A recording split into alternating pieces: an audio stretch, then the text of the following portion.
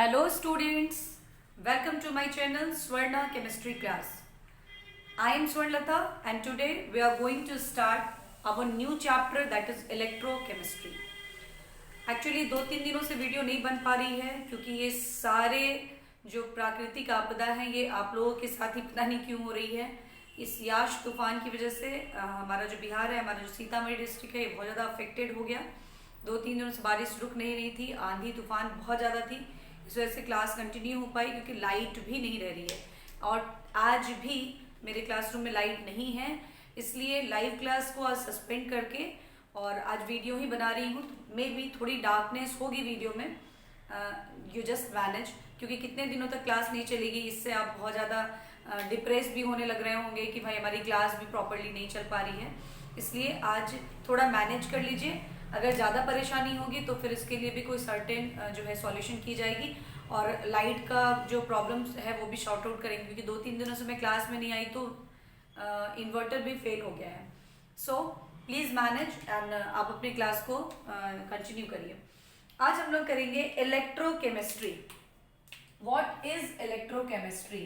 सबसे पहले तो हम लोग ये समझेंगे कि इलेक्ट्रोकेमिस्ट्री है क्या।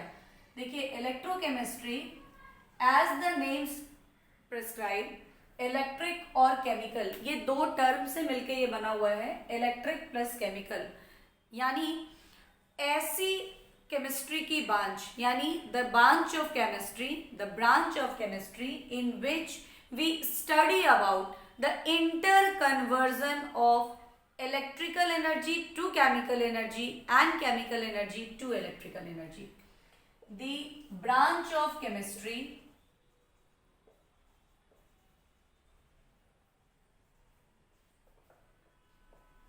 in which we study about the interconversion of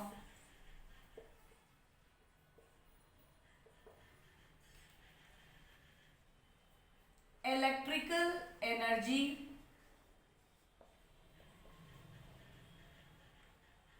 to chemical energy and chemical energy to electrical energy. It's called electrochemistry.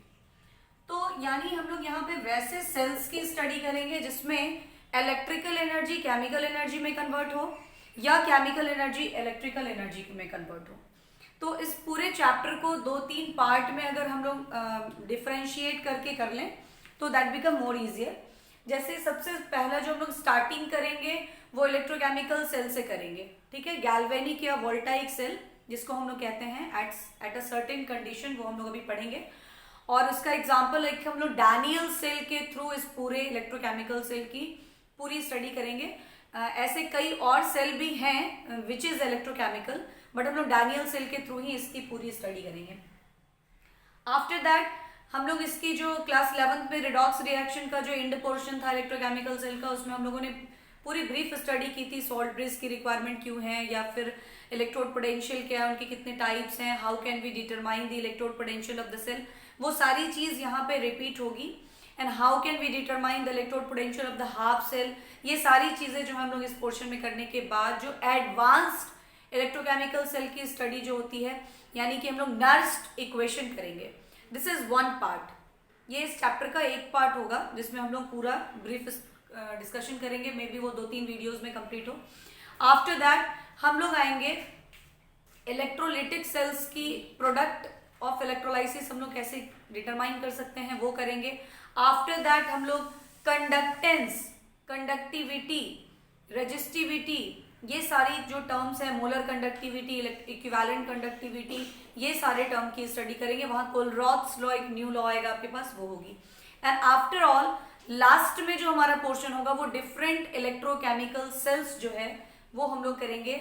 उसमें हम लोग प्राइमरी सेल के 2 एग्जाम्पल्स को करेंगे, सेकेंडरी सेल के 2 एग्जाम्पल्स, उनकी पूरी सेल रिएक्शंस है ना, एनोड कैथोड किन चीजों से बने हैं, इलेक्ट्रोलाइट्स क्या हैं, एंड देन आफ्टर हम लोग फ्यूल सेल्स को पढ़ेंगे, then rusting as a electrochemical cell उसकी स्टडी करेंगे। ये पूरा इन 3 पार्ट्स में हम लोग इसको स्टडी करेंगे। तो अभी हम लोग ये देख रहे हैं कि electrochemistry is the branch of chemistry in which we study about interconversion of electrical energy to chemical energy and chemical energy to electrical energy. On this interconversion basis, the cells are divided into 2 types. एक को बोलते हैं electrochemical cell और दूसरा होता है हमारा electrolytic cell. Electrochemical cell में chemical energy is converted to electrical energy. Chemical energy is converted to electrical energy, और यहां जस्ट रिवर्स होती है, यहां electrical energy is converted to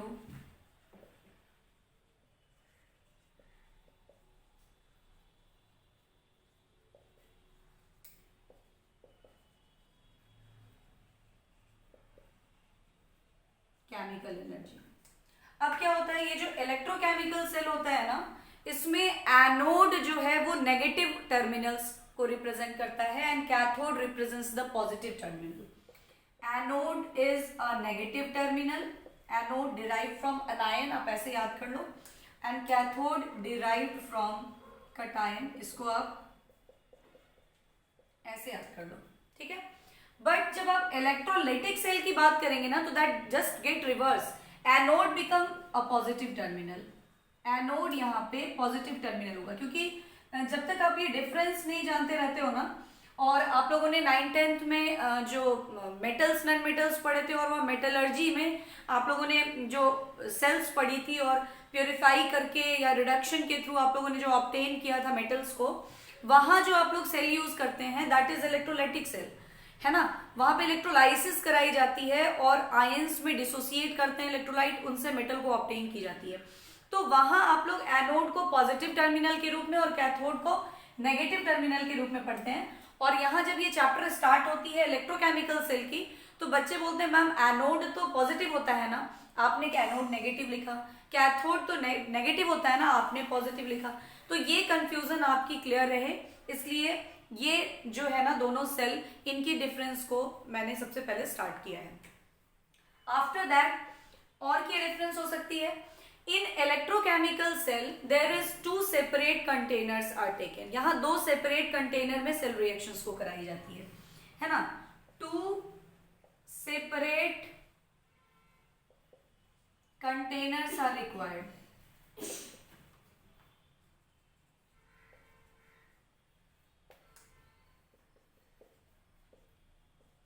यहां reaction occurs in a single container। अब जब 2 separate containers होते हैं और दोनों कंटेनर में अलग अलग इलेक्ट्रोलाइट्स डाले हुए होते हैं, तो दोनों इलेक्ट्रोलाइट्स को भी कनेक्ट करेंगे, then we will get the complete circuit. तो सर्किट को कंप्लीट करने के लिए there is requirement of the salt bridge. यहाँ पे सॉल्ट ब्रिज की रिक्वायरमेंट होती है, और भी बहुत सारे रीजंस हैं why there is need of the salt bridge in an electrochemical cell, वो सारी स्टडी हम लोग अभी करेंगे। तो सॉल्ट ब्रिज यहाँ रिक्वायर्ड होती है, और यहाँ पे इस तरह के किसी भी सॉल्ट ब्रिज की रिक्वायरमेंट नहीं होती है। तो salt bridge is not required, ठीक है। तो इस तरह से ये कुछ बेसिक डिफरेंस है इन दोनों सेल्स की। कब इलेक्ट्रोलिटिक सेल होता है, ये बहुत ही कॉमन एग्जांपल हम लोगों के जनरल डेली यूज में आपके पास अवेलेबल भी होगा अभी। जैसे इलेक्ट्रोकेमिकल सेल, अगर आप बैटरी की बात करते हैं तो वहां पे क्या होती है, केमिकल रिएक्शन होती है बैटरीज में। आप देखिएगा पानी खत्म हो जाता है तो बोलते हैं उसमें वाटर डाल दो। वाटर डाला जाता है क्यों, सॉल्यूशन को डाइल्यूट करने के लिए, सो दैट जो है आपकी रिएक्शन प्रॉपरली, उसमें केमिकल रिएक्शंस जो है आयंस का डिसोसिएशंस वगैरह जो है वो प्रॉपरली हो पाए। तो वहां पे जो केमिकल रिएक्शन होती है उसका यूज किया जाता है इन्वर्टर को चार्ज करने के लिए। And that produces electricity. तो ये जो बैटरी है वो इलेक्ट्रोकेमिकल सेल है where chemical energy is converted to electrical energy. और अगर आप इन्वर्टर की बात करो तो इन्वर्टर क्या है, इन्वर्टर को जब इलेक्ट्रिसिटी दी जाती है तो वो केमिकल रिएक्शन करवाता है बैटरीज में, यानी that converts electrical energy to the chemical energy. तो ये that is one of the example of electrolytic cell. तो ये आपके प्रैक्टिकल लाइफ का एग्जांपल हो गया इलेक्ट्रोकेमिकल इलेक्ट्रोलिटिक सेल्स का, और इसी बेसिस पे हम लोग जो है ना आगे इस चैप्टर को प्रोसीड करेंगे विद इलेक्ट्रोकेमिकल सेल। तो हम लोग इसी से अब आगे बढ़ने वाले हैं। तो चलिए हम लोग स्टार्ट करते हैं इलेक्ट्रोकेमिकल सेल से। इलेक्ट्रोकेमिकल सेल, देखिए इलेक्ट्रोकेमिकल सेल की जो कॉन्सेप्ट है वो कैसे आई। तो देखिए इसके लिए सबसे पहले एक एक्सपेरिमेंट हुआ। उस एक्सपेरिमेंट में एक नॉर्मल, आप लोग जो क्लास 10th में भी पढ़ते हैं कि जो हाईली रिएक्टिव मेटल्स होते हैं that displaces less reactive metal from this salt वाली जो रिएक्शंस आप लोग करते हैं कि जिंक को जब कॉपर सल्फेट में डालते हैं तो जिंक सल्फेट बन जाता है, कॉपर डिपोजिट होता है। लाइक और भी बहुत सारे ऐसे रिएक्शंस, आप लोगों ने रिएक्टिविटी सीरीज याद की थी पूरी, उसमें आपने देखा था जो ऊपर थे जो मोर रिएक्टिव थे वो लेस रिएक्टिव मेटल के सॉल्ट में से उसको डिस्प्लेस कर दे रहे थे। तो जस्ट उसके लिए एक एक्सपेरिमेंट की गई जिसमें कॉपर सल्फेट के सॉल्यूशन में से, देखिए this is a copper sulphate solution which is blue in colour, और इसमें इन्होंने जिंक का रॉड, एक एक्सपेरिमेंट के थ्रू जिंक का रॉड इसमें डाला गया। कुछ देर के बाद इट इज ऑब्जर्व, ये क्या ऑब्जर्व किया गया कि ये जो जिंक रॉड है वो कुछ डिसअपियर हो रहा है, कुछ रिड्यूस हो रहा है ना। Zinc rod reduces in amount, ये अपने अमाउंट्स में कुछ रिड्यूस कर रहा है। और क्या ऑब्जर्व किया गया, और ये देखा गया कि ये जो ब्लू सॉल्यूशन है ना कॉपर सल्फेट की, ये थोड़ी डिसअपियर हो रही है। ब्लू सॉल्यूशन ऑफ या blue solution starts to disappear.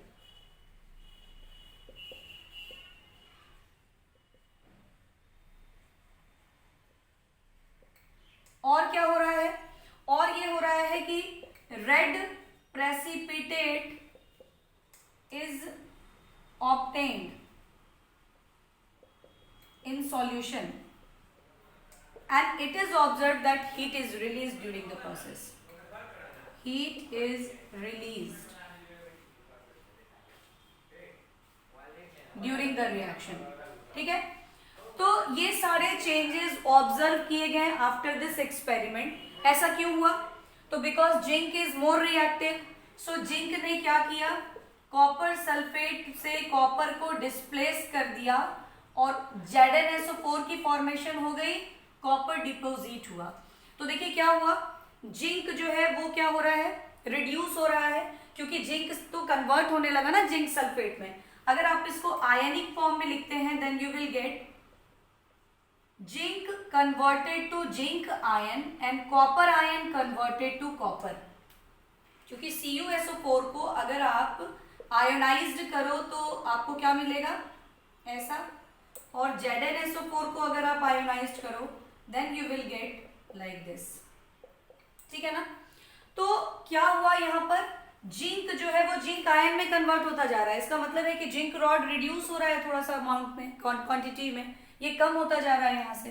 ठीक है, दूसरी बात क्या हुई, कॉपर आयन जो है वो कॉपर में डिपोजिट होने लगा, यानी कि कॉपर आयन, ये जो कॉपर सल्फेट सॉल्यूशन है अब वो भी खत्म हो रहा है और कॉपर डिपोजिट होना शुरू हुआ। तो कॉपर सल्फेट ब्लू कलर का है, तो वो जो एक्वस कॉपर सल्फेट होता है that is blue in colour, और वो अब कन्वर्ट होने लग रहा है कॉपर में।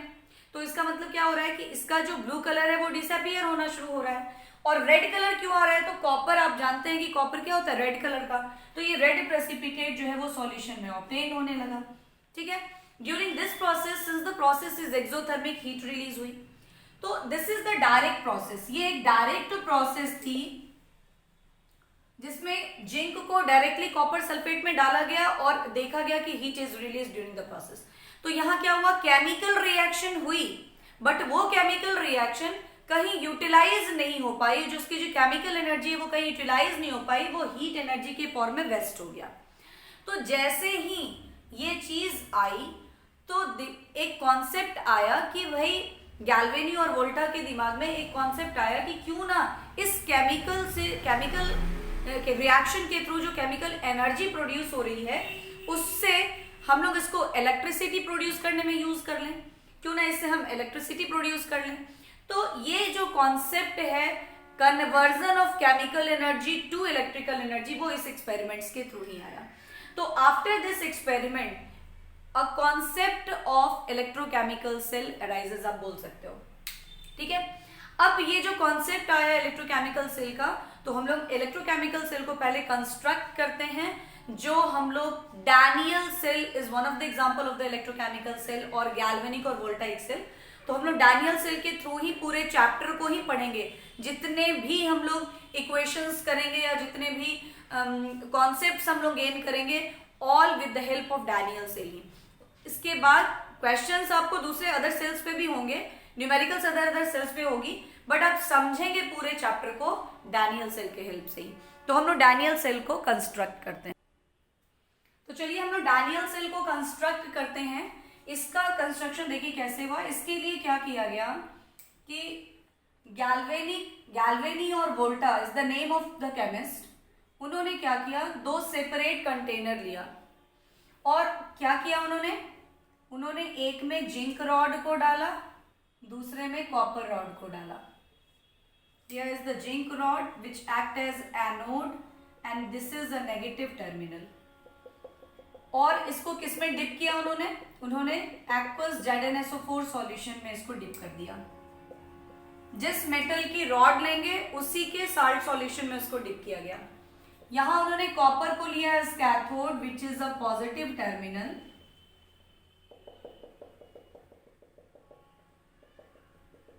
और इसको उन्होंने डिप किया एक्वस कॉपर सल्फेट सॉल्यूशन में। ठीक है, ये दो अलग अलग कंटेनर में दो अलग अलग इलेक्ट्रोड्स को यूज किया गया, एक एनोड दूसरा cathode, one is negative terminal another is positive terminal, और दोनों को अपने उनके सॉल्यूशंस में डिप कर दिया गया। अब इन दोनों को वायर के थ्रू कनेक्ट किया गया, क्योंकि इसके थ्रू जो रिएक्शन हुई और इलेक्ट्रॉन का जो फ्लो हुआ, जो इलेक्ट्रॉन की निकली केमिकल रिएक्शन के थ्रू, वो इलेक्ट्रॉन जब फ्लो करेगा तब तो वो इलेक्ट्रिकल एनर्जी में कन्वर्ट होगा। तो इसको या तो आप आमीटर से जोड़ दो या फिर आप किसी बैटरी से भी, आप यहां इसकी जगह पे आप किसी बैटरी को भी डाल सकते हो या आप किसी बल्ब को भी डाल सकते हो टू शो कि इलेक्ट्रॉन का फ्लो हो रहा है या नहीं हो रहा है। तो हम लोग यहाँ इसको एक आमीटर से जोड़ देते हैं या वोल्ट मीटर से जोड़ देते हैं, जिससे वोल्टेज या फिर हम लोगों को जो करंट है उसका पता चल जाएगा, और ऐसे इसको कंस्ट्रक्ट कर दिया गया। ठीक है, अब देखिए कि यहाँ जो ये कंस्ट्रक्शन हुई तो क्या हुआ इससे, व्हाट इज ऑब्जर्व्ड हियर। क्या हुआ कि जब जिंक को जिंक सल्फेट सॉल्यूशन में डाला गया तो इट इज ऑब्जर्व कि एनोड पर जिंक जो है ना वो जिंक आयन का फॉर्मेशन किया with the loss of electron. Continue ये ऑब्जर्व किया गया कि जिंक जो है ना वो आपको थोड़ा क्वांटिटी में कम होता चला जा रहा है और वो डिसॉल्व करता चला जा रहा है जिंक आयन में। ठीक है, अब ये जिंक आयन में जब डिसॉल्व कर रहा है तो क्या हो रहा है, इलेक्ट्रॉन प्रोड्यूस हो रहा है। ये इलेक्ट्रॉन यहां से फ्लो करना शुरू कर रहा है तो दिस डायरेक्शन। ठीक है, अब जब ये इलेक्ट्रॉन फ्लो कर रहा है यहाँ पे, तो यहाँ क्या होगी, तो देखिए यहाँ पे कंटिन्यूअसली जिंक आयन की फॉर्मेशन होते जा रही है, जिंक आयन की फॉर्मेशन, और पूरा रॉड जो है वो जिंक आयन से घिरता चला जाएगा। ठीक है, अब इसके बाद क्या हुआ कि ये जो इलेक्ट्रॉन फ्लो करके यहाँ पे आया तो ये जो कॉपर सल्फेट सॉल्यूशन का कॉपर आयन है, कैथोड पे क्या हो गया, कैथोड पे ये जो कॉपर आयन है it gains this 2 electron to deposit copper, और यहां ऑब्जर्व किया जाने लगा कि कॉपर जो है वो क्वांटिटी में बढ़ती चली जा रही है। ठीक है, और कॉपर आयन जो है वो कम होता जा रहा है, तो यहाँ सल्फेट आयन का एक्यूमुलेशन बढ़ रहा है, सल्फेट आयंस जो है यहाँ पे बढ़ता चला जा रहा है। तो ये चीज चलती रही, लेकिन आफ्टर सम टाइम क्या प्रॉब्लम देखा गया, ये देखा गया कि यहाँ पे प्लस चार्ज, ठीक है, यहाँ पे प्लस चार्ज का एक्यूमुलेशन बढ़ गया, यहाँ पे माइनस चार्ज का एक्यूमुलेशन बढ़ गया। अब अगर इसको बैलेंस नहीं किया जाएगा तो ये रिएक्शन रुक जाएगी, क्योंकि ये तो पूरा इसको चॉक कर देगा, पूरा एक्यूमुलेशन की वजह से इसको पूरा घेर लेगा और फर्दर जो रिएक्शन है वो आपको हो नहीं पाएगी। यानी कि ये जो नेगेटिव टर्मिनल है और ये पॉजिटिव आयंस बन रहे हैं, ये इसको पूरा जकड़ लेंगे और इलेक्ट्रॉन को फ्लो नहीं होने देंगे।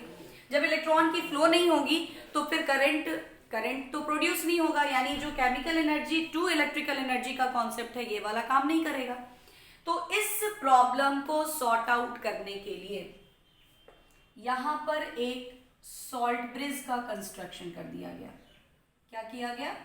सॉल्ट ब्रिज का कंस्ट्रक्शन डाल दिया। क्या है salt bridge? It is a U shaped glass tube, you shaped glass tube. अब क्या है सॉल्ट ब्रिज? तो salt bridge you shaped glass tube है, तो इस ग्लास ट्यूब को डालने से क्या हो जाएगा? इस ग्लास ट्यूब को डालने से सिर्फ डाला नहीं गया बल्कि उसमें कुछ इलेक्ट्रोलाइट्स को डाले गए, like KCl, KNO3, NH4Cl, NH4NO3 and अगर अगर सॉल्यूशन। व्हाट इज दिस अगर अगर सॉल्यूशन? तो देखिए ये बायोलॉजिकल सॉल्यूशन होता है जो इलेक्ट्रोलाइट्स हैं उनको थोड़ा पेस्ट फॉर्म में बना के रखता है, थोड़ा चिपचिपा बना के रखता है और प्रिजर्वेशन का काम करता है। ये बायोलॉजिकल स्पेसिमेंस को प्रिजर्व करने के लिए यूज किया जाता है वहां बायोलॉजी में। तो यहाँ पे भी इनको एक प्रिजर्वेटिव की तरह काम करता है और उसको जो है ना वो इसका जो मोबिलिटी है उसको मेंटेन करके रखता है, बहुत ज्यादा भी फ्लो नहीं करने देता है। ठीक है, तो ये सॉल्ट ब्रिज के कंटेंट्स थे।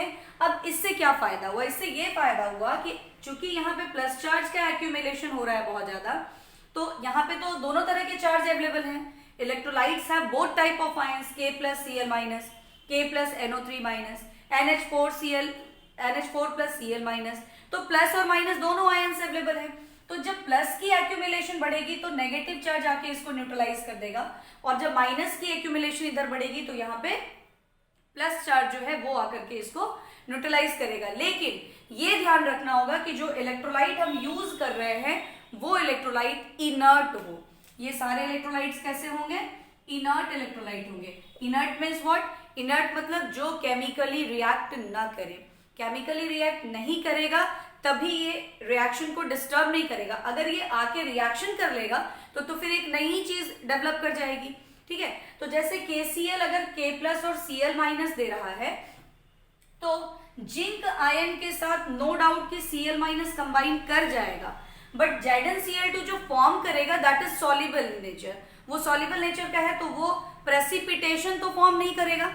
लेकिन अगर आप यहाँ पे आप सिल्वर इलेक्ट्रोड का यूज करके KCl को as an electrolyte in salt bridge use करते हैं तो वहां पर AgCl का प्रेसिपिटेट फॉर्म कर देता, एंड दैट प्रेसिपिटेट जो है वो आपको रिएक्शन को फर्दर प्रोसीड होने से रोक देता। इसलिए हम लोग जो इलेक्ट्रोलाइट यूज करेंगे वो ऐसे सिलेक्टिव हो जो इनर्ट हो, रिएक्शन को डिस्टर्ब नहीं करे। That is the content of salt bridge. दूसरी चीज, जो उनकी आयनिक मोबिलिटी है वो मेंटेन हो, वो सही रहे, वो डिस्टर्बेंस पैदा नहीं करे। ठीक है, और इक्वल क्वांटिटी में जो है वो न्यूट्रलाइजेशन हो बोथ साइड, यानी कि जिधर पॉजिटिव चाहिए जिधर नेगेटिव चाहिए वो इक्वल क्वांटिटी में और बिल्कुल बैलेंस वे में ही पास करना चाहिए। तो ये सारे सॉल्ट ब्रिज के कंटेंट और उनकी रिक्वायरमेंट है कि कैसे हम लोग इलेक्ट्रोलाइट्स को इसमें यूज करते हैं। तो ये है हमारा पूरा एक डैनियल सेल।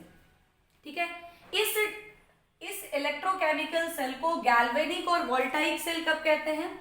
तो an electrochemical cell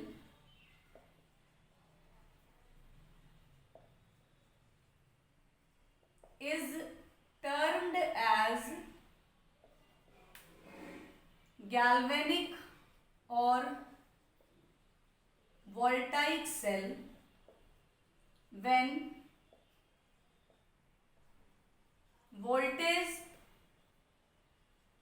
produced is 1.1 volt and the concentration of Zn2 plus means ZnSO4 and Cu2 plus is equals to 1 molar concentration।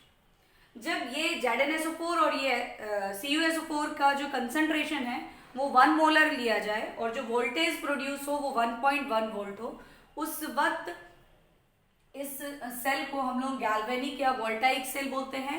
And Daniell cell is one of the example of this galvanic और voltaic cell. यहाँ पे अगर आप Daniel cell नहीं लेंगे तो यहाँ पे इलेक्ट्रोलाइट्स आपको चेंज भी हो सकते हैं, जरूरी नहीं है कि जिंक आयन और कॉपर आयन ही, आप लिखेंगे सीधे कि इलेक्ट्रोलाइट्स की कंसंट्रेशन जो है वो यूनिटी हो। तो इस तरह के सेल को हम लोग बोलते हैं गैल्वेनिक या वोल्टाइक सेल। अब हम लोग थोड़ा salt bridge, cell reactions, cell representation, इन सारी चीजों को करते हैं, फिर हम लोग कंडीशंस को भी देख लेते हैं। तो एक बार पहले हम लोग सॉल्ट ब्रिज को देख लेते हैं कि सॉल्ट ब्रिज जो है वो क्या है। तो अभी हम लोगों ने देखा it is a U shaped glass tube which contain inert electrolytes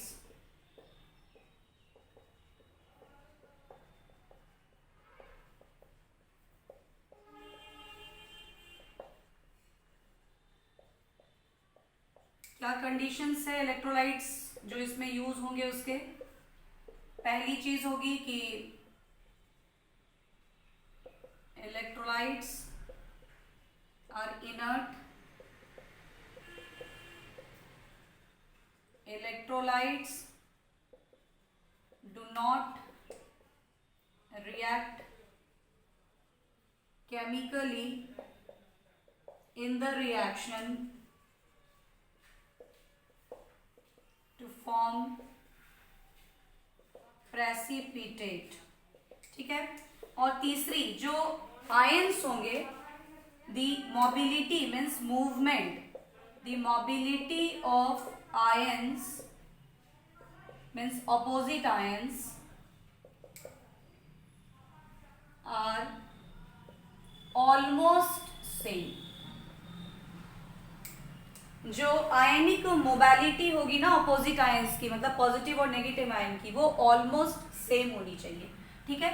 अब क्या फंक्शन है इसके, सॉल्ट ब्रिज के फंक्शन क्या है। तो देखिए सबसे इंपॉर्टेंट फंक्शन तो यही है कि ये एक पूरे सर्किट को कंप्लीट करता है। इट कंप्लीट्स द सर्किट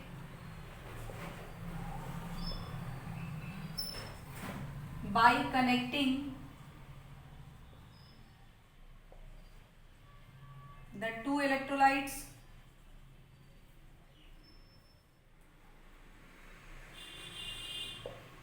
दूसरी चीज क्या करेगा ये चूंकि जब पॉजिटिव आयन का एक्यूमुलेशन बढ़ेगा एनोड के साइड तो उसको नेगेटिव आयन से न्यूट्रलाइज कर देगा, जब कैथोड के साइड में नेगेटिव आयन का एक्यूमुलेशन बढ़ेगा तो उसको पॉजिटिव आयन से न्यूट्रलाइज कर देगा। तो it maintains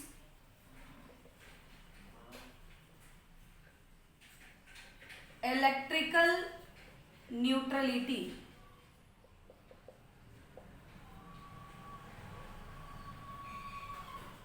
by passing opposite ions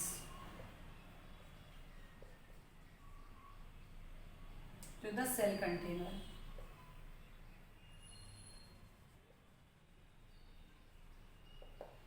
और एक और है कि ये आपको मिनिमाइज करता है लिक्विड लिक्विड जंक्शन पोटेंशियल को। जो थर्ड पॉइंट इसकी होती है, it minimizes liquid liquid junction potential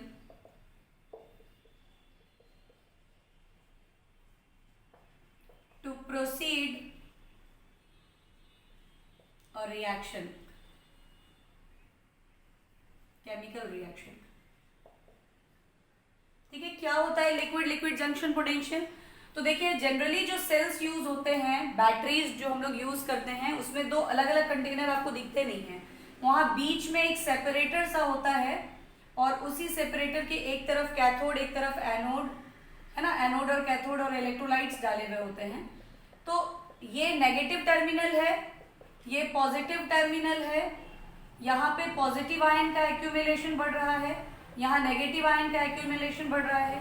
तो ये जो अपोजिट आयंस बीच में आ रहे हैं और दोनों लिक्विड्स के बीच ये आयंस का फॉर्मेशन हो रहा है, दैट फॉर्म अ जंक्शन।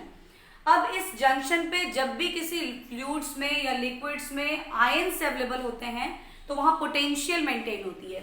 इसी लिक्विड लिक्विड जंक्शन पोटेंशियल को ये सॉल्ट ब्रिज, अगर बीच में यहां से ये सॉल्ट ब्रिज डाल दिया जाए तो इस जंक्शन न्यूट्रलाइज करके, इस पॉजिटिव और नेगेटिव आयन को न्यूट्रलाइज करके इस जंक्शन पोटेंशियल को वो मिनिमाइज कर देता है, सो दैट फर्दर जो है आपकी केमिकल रिएक्शन जो है वो प्रोसीड होती रही और इलेक्ट्रिसिटी का प्रोडक्शन होता रहे।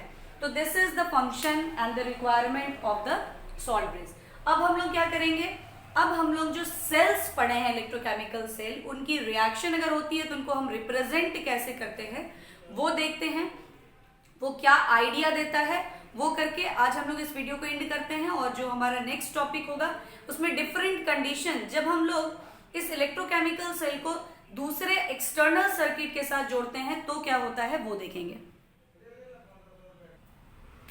अगर हमारे पास डैनियल सेल है तो हम लोगों ने डैनियल सेल में क्या रिएक्शन देखा कि ये जो जिंक रॉड था एनोड पर, वो जिंक आयन फॉर्म कर रहा है और कैथोड पे क्या हो रहा है, तो कैथोड पे ये जो कॉपर आयन है ये इस इलेक्ट्रॉन को लेके कॉपर डिपोजिट करने लग रहा है।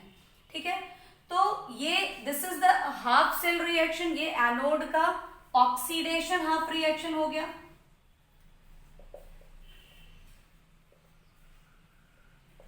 और ये कैथोड का रिडक्शन हाफ रिएक्शन हो गया। अब क्या है कि अगर हम लोग को इस सेल को के बारे में कुछ बताना हो या कुछ लिखना हो तो हम बार बार इस रिएक्शंस को लिख लिख के तो करेंगे नहीं, तो हम लोग सेल को रिप्रेजेंट करेंगे। सेल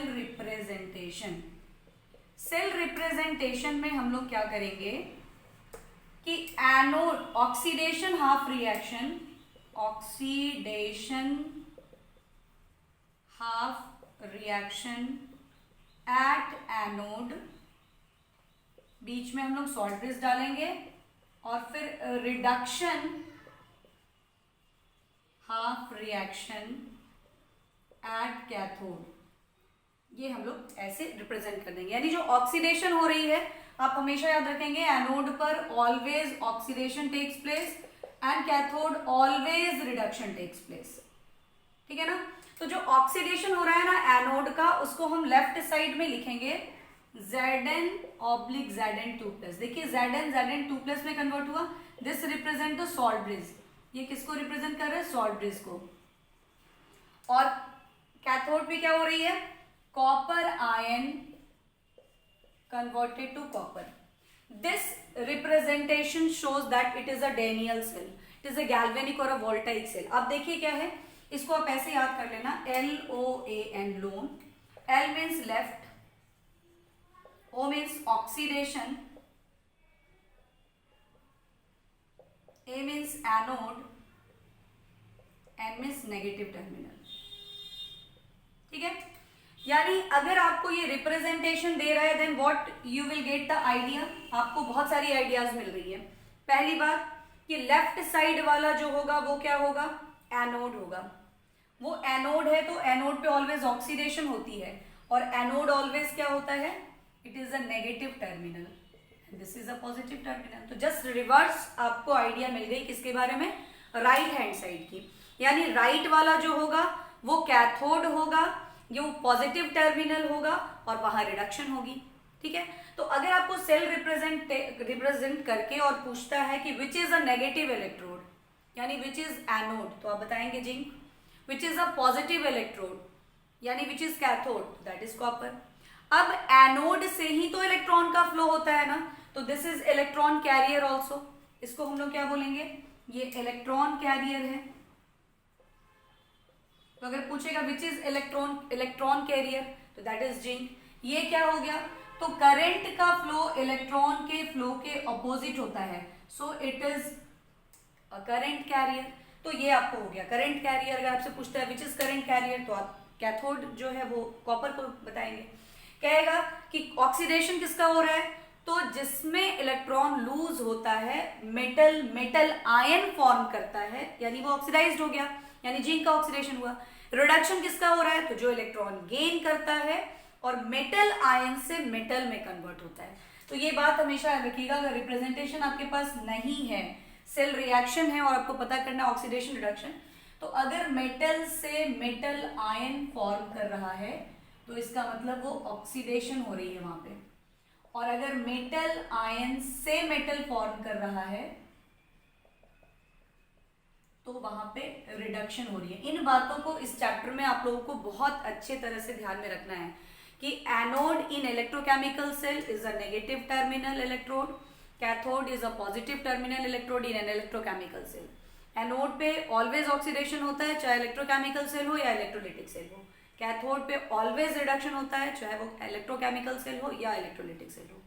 ठीक है, एनोड पे ऑक्सीडेशन होने का मतलब कि मेटल मेटल आयन में कन्वर्ट हो जाता है, तो जहां भी मेटल से मेटल आयन कन्वर्जन है यानी ऑक्सीडेशन शो किया जा रहा है, और अगर मेटल आयन से मेटल फॉर्म कर रहा है यानी वो कैथोड पे हो रहा है, दैट इज रिडक्शन, वहां रिडक्शन हो रही है। तो आप इतने बातों को आज के क्लास के लिए याद रखेंगे। अभी नेक्स्ट क्लास, अभी छोटी सी एक वीडियो भी बन रही है जिसमें आप लोगों को एक्सटर्नल सर्किट के साथ जब इन इलेक्ट्रोकेमिकल सेल को अटैच किया जाएगा तो क्या इफेक्ट पड़ेगी वो होगी। और नेक्स्ट जो आपका टॉपिक होगा दैट इज वेरी इंपॉर्टेंट, जो हमारा होगा इलेक्ट्रोड पोटेंशियल का कॉन्सेप्ट। वहां हम लोग इलेक्ट्रोड पोटेंशियल, उसके डिफरेंट टाइप्स यानी ऑक्सीडेशन पोटेंशियल, रिडक्शन पोटेंशियल क्या है, हम हाफ सेल का इलेक्ट्रोड पोटेंशियल कैसे निकालेंगे, बिकॉज रिडॉक्स रिएक्शन जो होता है that is a simultaneous reaction. तो हम हाफ सेल का कैसे निकालेंगे, क्योंकि रिएक्शन तुरंत, इलेक्ट्रॉन तो तुरंत भाग के रिड्यूस्ड हो गया वहां पे, तो हम लोग कैसे उसको डिटरमाइन कर पाएंगे। तो वहां हम लोगों को SHE स्टैंडर्ड हाइड्रोजन इलेक्ट्रोड या नॉर्मल हाइड्रोजन इलेक्ट्रोड की यूज करनी होगी, तो उसके कॉन्सेप्ट को समझना होगा। इलेक्ट्रोड पोटेंशियल और EMF में क्या डिफरेंस होता है ये कॉन्सेप्ट जानना होगा। तो जो हमारा थर्ड वीडियो होगा उसमें आपको ये सारे इलेक्ट्रोड पोटेंशियल से रिलेटेड सारे कॉन्सेप्ट जो हैं वो क्लियर होंगे। तो आज के लिए हम लोग इतना ही रहने देते हैं। इतनी बातों को आप पहले बहुत अच्छे तरह से माइन्यूटली ऑब्जर्व कीजिए, क्योंकि जब आप इसका एडवांस स्टडी करेंगे नर्स्ट इक्वेशन, तो ये चीजों में कंफ्यूजन नहीं होनी चाहिए। सेल रिप्रेजेंटेशन देख के आपको पता चल जाना चाहिए एनोड कौन है, कैथोड कौन है, किसका ऑक्सीडेशन किसका रिडक्शन हो रहा है। अगर ये नहीं है तो सेल रिप्रेजेंटेशन से आपको पता कर लेना होगा कि अगर मेटल से मेटल आयन फॉर्म हो रहा है यानी उसका ऑक्सीडेशन हो रहा है वो एनोड है, मेटल आयन अगर मेटल फॉर्म कर रहा है यानी उसका रिडक्शन हो रहा है यानी वो कैथोड है। और अगर ये सब भी नहीं होती है तो लास्ट में हम लोग इलेक्ट्रोड पोटेंशियल के वैल्यू से पता करते हैं कि किसका ऑक्सीडेशन है वो होना चाहिए और किसका रिडक्शन होना चाहिए, यानी कौन एनोड की तरह एक्ट करेगा और कौन सा कैथोड की तरह इलेक्ट्रोड करेगा इलेक्ट्रोड, वो चीज हम लोग लास्टली इलेक्ट्रोड पोटेंशियल से पता करेंगे जो हमारा नेक्स्ट वीडियो में आएगा। तो आज के लिए इतना ही रहने देते हैं। Okay, bye.